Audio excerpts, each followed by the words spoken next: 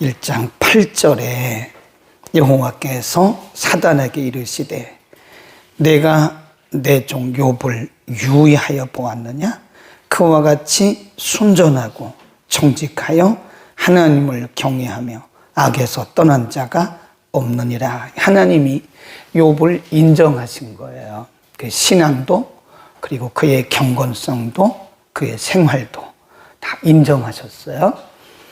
그런데 9절에 보면 사단이 여호와께 대답하여 가로되 욥이 어찌하여 그렇게 까닭 없이 하나님을 경외하겠습니까? 네, 참소하는 거죠.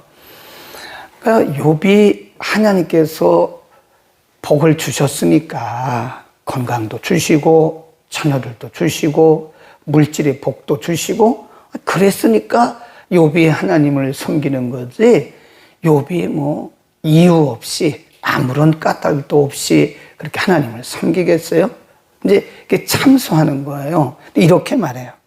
9절에 보면 그렇게 말하고 10절 주께서 그와 그 집과 그 모든 소유물을 산을로 두르심이 아니니까 주께서 그 손으로 한 바를 복되게 하사 그 소유를 땅에 넘치게 하셨음이니이다. 이제 주의 손을 펴서 그의 모든 소유물을 치소서.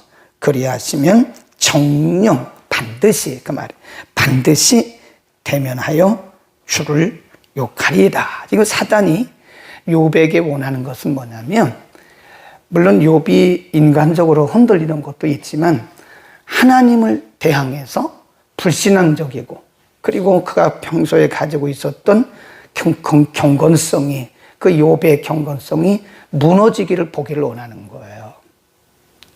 하나님이 욥을 인정하셨잖아요. 이렇게 순전한 사람을 봤냐? 이 땅에서 내 종 욥처럼 이렇게 순전하고 정직하고 하나님을 경외한 사람을 봤냐?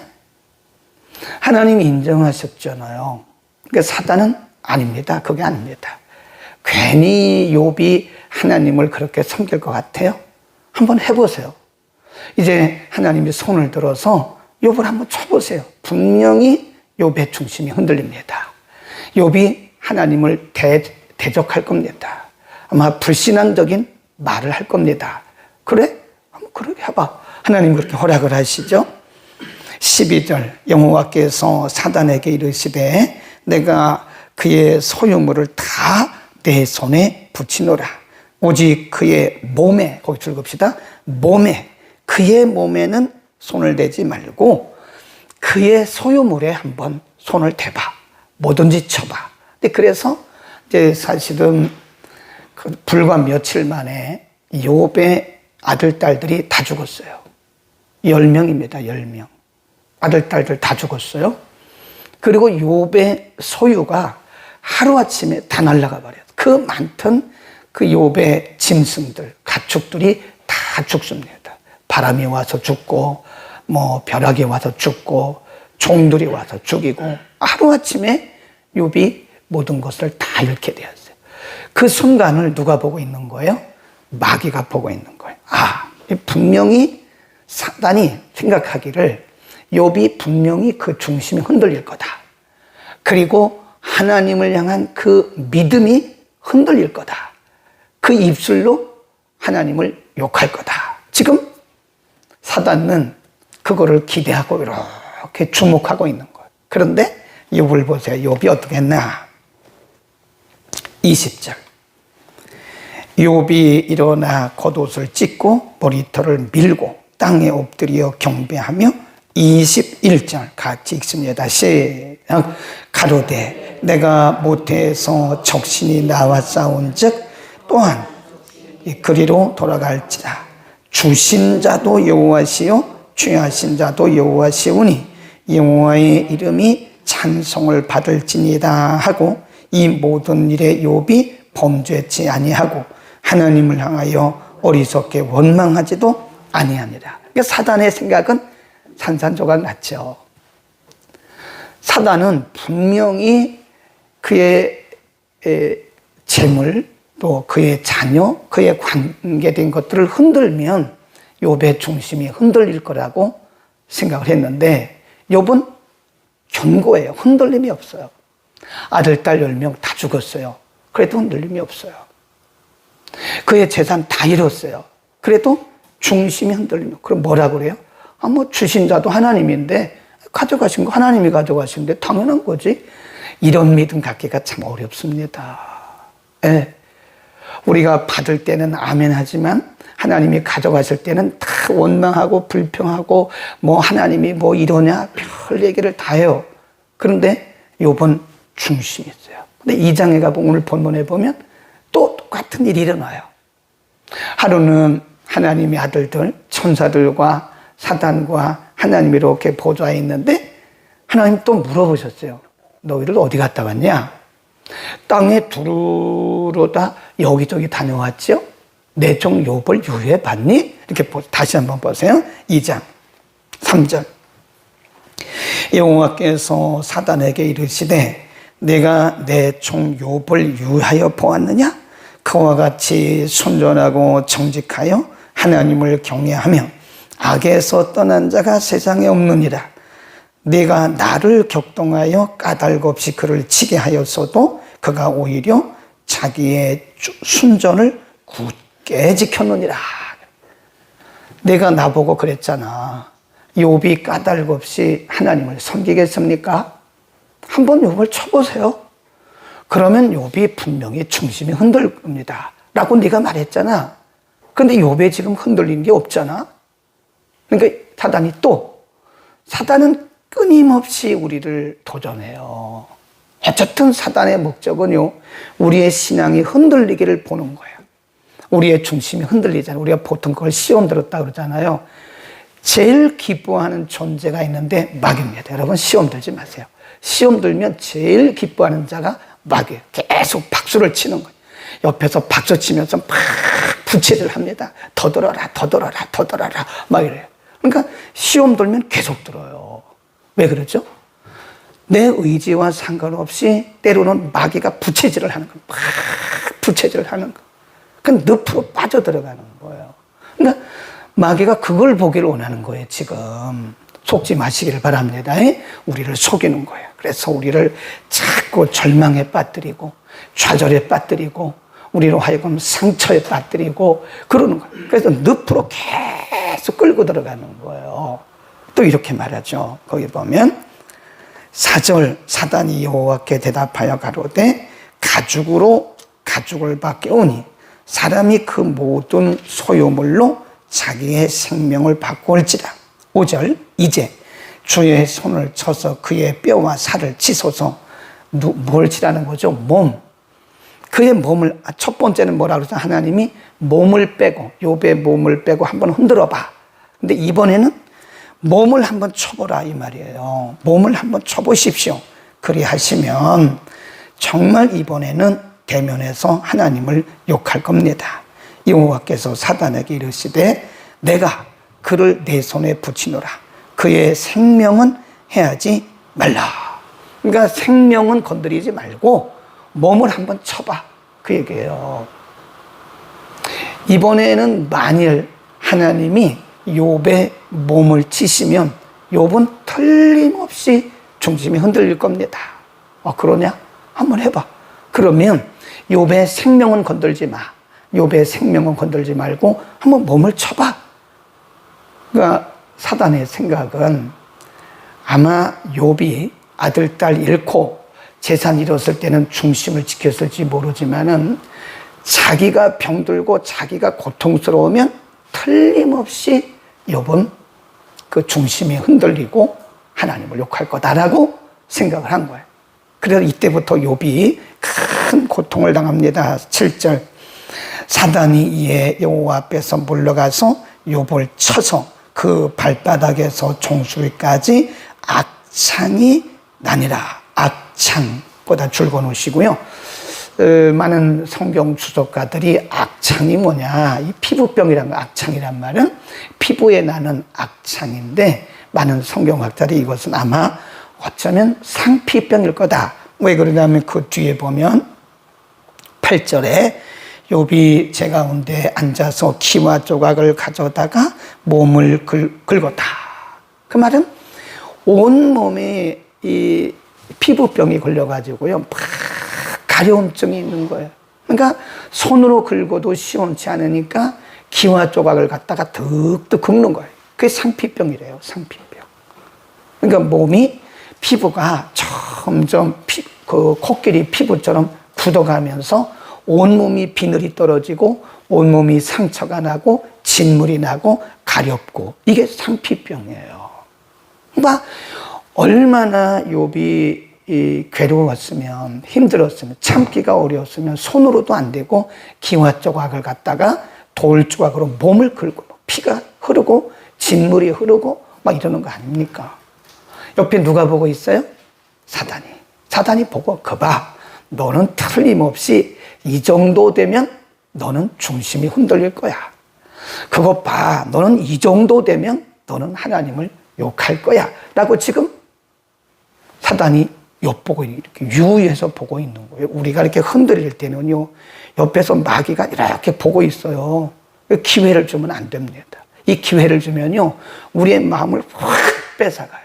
그때부터 막 마음이 흔들리는, 좀 잡지 못하는 거예요. 그럼 그때부터 이상해지는 거예요, 사람이. 이 시간에도 우리의 중심을 흔들리도록 계속 부추기고 흔들리는 모습을 보기를 원하는 우리의 원수 마귀가 있다는 사실을 우리는 반드시 봐야 됩니다. 거기다가 거기 보세요. 아내까지도 한술 더 떠요. 그 아내가 그에게 이르되, 당신이 그래도 당신의 순전을 굳게 지키겠느냐? 하나님을 욕하고 죽으셔. 악한 여자죠. 네. 근데 아마 보통 그럴 수 있을 것 같아요. 자기 남편이 아들, 딸 다 잃었지요. 그 많던 재산 다 잃었죠. 그런데도 믿음 지킨다고 그러고 있다고요. 거기다가 모든 거 다 잃은 데다가 자기 몸이 병들어가지고 저렇게 볼품없고 욥인지 알아볼 수 없는데도 하나님 믿는다고 저러고 있으니까 어떤 부인이 그를 응원할 분이 누가 있겠습니까? 그러니까 욥의 아내가 욥을 저주하고 떠나는 거예요. 무슨, 당신이 섬기는 하나님이 무슨, 당신이 섬기는 하나님이 살아계시다면 이럴 수 있어요? 네. 이럴 수 있냐고요. 정말 하나님이 살아계시다면, 하나님이 자비의 하나님이시라면서 아들, 딸 다 죽게 하고 재산 다 가져가고 이 몸 병들게 하고 사람 이렇게 만신창이가 됐는데 그래도 하나님 믿겠어요? 그 말이에요. 네? 그 말입니다. 아마 그런 상황 속에서 중심을 지킨다는 것은 정말 어려울 겁니다. 그때 욥이 한 말을 보세요. 10절. 그가 이르되, 그대의 말이 어리석은 여자 중 하나의 말 같으라. 우리가 하나님께 복을 받았은즉 재앙도 받지 아니하겠느냐 하고 이 모든 일에 욥이 입술로 범죄치 아니하니라. 승리했죠. 지금 마귀가 보고 있다니까요. 욥의 입술에서 무슨 말이 나오나 그렇게 지금 유의하고 보고 있는 거예요. 그런데 욥이 그 입술에서 여기까지는 한마디도 하나님을 향해서 불신앙적인 말을 안 하는 거예요. 그러니까 사단이 얼마나 힘이 빠졌겠어요. 네. 사단의 힘을 빼는 것은요, 우리의 중심을 지키는 겁니다. 아멘. 우리의 중심을 지키고 그럼에도 불구하고 우리가 흔들림 없이 하나님을 바라보고 가면 우리를 바라보던 사단이 힘이 쭉 빠져요. 뭐 마귀야 물러가라 아무리 그래도요 안 가요. 안 갑니다. 내 믿음이 흔들리면 안 갑니다. 근데 내 믿음을 딱 지켜보세요. 내 믿음의 중심을 딱 지키고 하나님을 바라보면 마귀가 왔다가 도망가요. 도망갑니다. 근데 우리가 흔들리고 있으면 아무리 가라고 해도 안 간다니까요. 우리가 축사를 하잖아요. 축사. 귀신 쫓는 일을 하잖아요. 근데 그거 아무리 축사해도 또 와요. 또 옵니다. 그 재발합니다. 성경에 나와 있잖아요. 예수님께서 어떤 사람에게 있는 귀신을 쫓았어요. 근데 그 귀신이 나갔어요. 나가가지고 여기저기 돌아다가 보니까 갈 집이 없는 거예요. 근데 자기가 나왔던 집으로 와서 보니까 이 집이 비어 있는 거예요. 그러니까 가서 자기보다 악한 귀신 7을 데리고 왔다니까요. 그리고 그 집에 들어갔더니 이 사람의 상태가 이전보다 더 악하게 되었다 그래. 그 재발이라고 그래요. 재발. 이게요, 우리의 믿음의 중심을 지키지 못하면 재발합니다. 그러니까 아무리 귀신 쫓아줘도요, 또 와요. 중요한 것은 우리의 마음속에 하나님을 향한 믿음과 우리 마음속의 말씀과 성령으로 채워지면 올 수가 없어요. 그러니까 욥이 흔들려야 사단이 기분 좋아가지고 막 박수를 치고 부채질할 텐데 욥이 흔들리지 않는 거예요. 그러니까 사단이 아마 야코가 죽었을 거예요. 안 되네 이럴 거라고요. 우리의 믿음을 지킬 수 있기를 바랍니다. 끊임없이 우리를 무너뜨리기 위해서 도전해오는 거예요. 하나님도 쉬지 않으시지만 마귀도 안 쉬어요. 한 사람이라도, 한 가정이라도, 한 사회라도, 한 교회라도 무너뜨리기 위해서 마귀는 계속해서 틈을 엿보고 있는 거예요. 베드로전서 5장 7절 8절에 그래서 말씀한 거예요. 근신하라, 깨어라. 너희 원수 마귀가 삼킬 자를 두루로 다니면서 찾고 있다고요. 누구를 삼킬까라고 마귀가 두루 돌아다니면서 찾고 있어요. 우리는 말씀과 성령으로 충만해서 마귀에게 기회 주지 않기를 바랍니다. 죽을 때까지, 우리의 목숨이 끊어지는 그날까지, 우리가 하나님 앞에 가는 그날까지, 우리의 생명이 다하는 그날까지 우리는 깨어 있어야 돼요. 깨어 있어야 됩니다. 저는요, 마지막에 예수를 부인한 사람 봤다니까요. 정말 슬프더라. 그래서 그때 정신이 바짝 나서, 야, 이거 목회 똑바로 해야 되겠다. 이거 정신 차리고 목회해야지. 이런 성도가, 제가 목회했던 성도들 가운데 이런 성도가 나왔다고 생각한다면 우리 교회 성도는 아니었어요. 다행히. 을지로에 있는 백병원에, 그때는 영안실이라고 그랬잖아요. 영안실. 사람이 죽으면 영안실로 가고 죽기 전에 잠시 그 앞에 이제 임시로 있는 방이 있어요.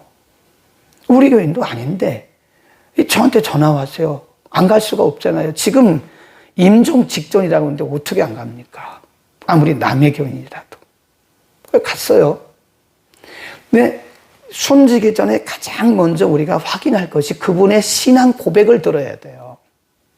지금 죽기 직전에 그분이 의식이 있을 때 정말 예수를 구주로 고백했는지 안 했는지, 예수를 영접했는지 안 했는지를 확인해야 돼요. 세례 받았는데요. 그거 믿지 마세요, 여러분. 세례 받았다고 구원받은 거 아니라고 제가 수없이 얘기했습니다. 가짜로 말할 수 있어요. 진짜 세례는요, 그 사람이 예수를 영접해야 주는 겁니다.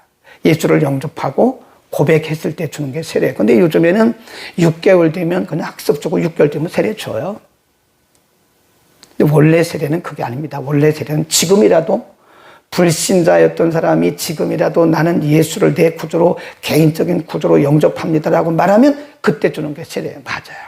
근데 한국 사람들이 워낙 이게 변수가 많으니까 선교사들이 6개월 텀을 준 거예요. 원래는 그렇지 않아요. 원래는 바로 주는 게 맞습니다. 그런데 세례받은 사람들 중에 예수를 진짜 안 믿은 사람이 있어요. 요한복음 3장에 보면 물과 성령으로 거듭나지 아니하면 하나님 나라에 갈 수 없다고 말했다고요. 그래서 저는 항상 이 노인들을 주의하라고 그러잖아요. 노인들, 주시하라고 그러잖아요. 노인들. 연세 드신 노인들. 이제 곧 하나님 나라에 갈 준비를 하고 있는 노인들. 물론 우리도 언제 부름받을지 모르기 때문에 항상 내 믿음을 점검해야 돼요. 내가 지금 주님 앞에 부를지라도 나는 구원의 확신이 있는가? 이거 확인해야 됩니다. 이 다른 게 중요한 게, 나는 일하는 게 중요한 게 아니에요. 내가 정말 구원의 확신이 있는가? 내가 지금 하나님께 부름을 받아도 나는 하나님 앞에 갈 그런 믿음이 있는가? 이거를 물어봤어요. 집사님이래. 남자 집사님이에요. 집사님, 예수님께서 집사님을 위해서 이 땅에 오셨고, 예수님께서 집사님의 죄를 용서하기 위해서 십자가를 지셨고, 이제 그분을 믿기만 하면 하나님의 자녀가 되고 모든 죄를 다 용서받고 이제 그 이름이 생명책에 기록되고 영생에 들어가는 겁니다. 집사님은 이 땅에 집사로 사셨고 예수를 믿으셨습니다. 이제 이 시간에 곧 하나님 앞에 갈 시간입니다. 예수를 구주로 믿으셨죠? 이러더라고요. 망치로, 큰 쇠망치로 뒤통수를 얻어맞은 그런 기분이었어요. 성도들이 많이 오는 게 중요한 게 아니구나. 많은 사람들에게 설교하는 게 이게 중요한 게 아니구나. 내가 목회했던 성도 가운데 한 사람이라도 이런 성도가 나온다면 나는 목회 잘못한 거구나. 그때 제가 정말 목회를 똑바로 해야 되겠다. 많이 오는 것도 중요하지만 목회 똑바로 해서 한 사람이라도 구원받게 하고 한 사람이라도 구원의 확신을 가지고 성도로 살게 해야지. 직분도 중요한 거 아닙니다, 여러분. 내가 목사니까 구원의 확신이 있겠지? 그럴 수도 있죠. 아니, 구원의 확신 없이 어떻게 목사했겠어요? 그런데 간혹 아닌 경우도 있어요. 내가 장로니까, 내가 권사니까, 내가 전도사였으니까, 내가 집사였으니까 나는 분명히 구원받았겠지? 대부분 그렇죠. 거의 그렇죠. 대부분이란 말은 아닌 경우도 있대요. 아까 그분 경우도 그렇잖아요. 집사님이었다니까요. 그런데도 마지막에 고개 절레절레 흔들잖아요. 네. 우리는 마귀가 끊임없이 우리의 믿음을 흔들기 위해서 엿보고 있다는 사실을 분명히 확인을 해야 돼요. 그리고 내 믿음 지켜야 돼요, 지금. 내 믿음. 예수님은 언제 오실지 모르고 우리의 생명도 언제 하나님이 데려가실지 몰라요. 그래서 항상 내 믿음 지켜야 돼요. 마귀에게 우리의 믿음이 흔들리도록 기회를 줘서는 안 됩니다. 기도하겠습니다. 은혜를 베푸시는 우리 아버지, 하나님은 욥을 그렇게 칭찬하셨고 인정하셨고 그와 같이 순전한 사람이 세상에 없다고 선포했지만 사단은 그가 까닭 없이 하나님을 그렇게 섬기겠냐고 그에 있는 모든 재물을 처분하고 그가 그 중심을 온전히 지키신 이후에도 지켰던 이후에도 여전히 가지 않고 물러가지 않고 욥을 주시하면서 이번에는 그의 몸을 처벌하고 그러면 정녕 욥이 하나님을 불신할 거라고 말한 사단의 역사를 봅니다. 그럼에도 불구하고 욥은 그의 중심을 지켰고 입술로 범죄하지 않았다고 우리에게 가르쳐 줍니다. 하나님, 오늘 우리의 믿음을 점검하게 하옵소서. 마귀에게 속는 우리들 되지 않게 하시고 끝까지 어떤 경우라도 어떤 조건에라도 우리의 중심이 흔들림 없이 우리의 입술로 하나님을 원망하지 않고 끝까지 우리의 믿음을 지킬 수 있도록 날마다 한 걸음 한 걸음 말씀과 성령으로 우리를 충만하게 하여 주옵소서. 오늘 하나님을 예배하는 거룩한 주일입니다. 지구촌 곳곳에서 주의 이름으로 모이는 곳곳마다 하늘문을 여시고 하늘의 신령한 은혜를 베풀어 주시고 오늘도 세우신 강단마다 주의 종들에게 말씀의 영감을 주시고 우리 사랑교회 예배하는 모든 예배, 유치부, 유년부, 중고등부, 청년대학부, 오전 예배, 영어예배, 밤 예배 이르기까지 모든 예배마다 하나님의 거룩한 영광이 임재하여 주옵소서. 예수 그리스도의 이름으로 기도드립니다. 아멘.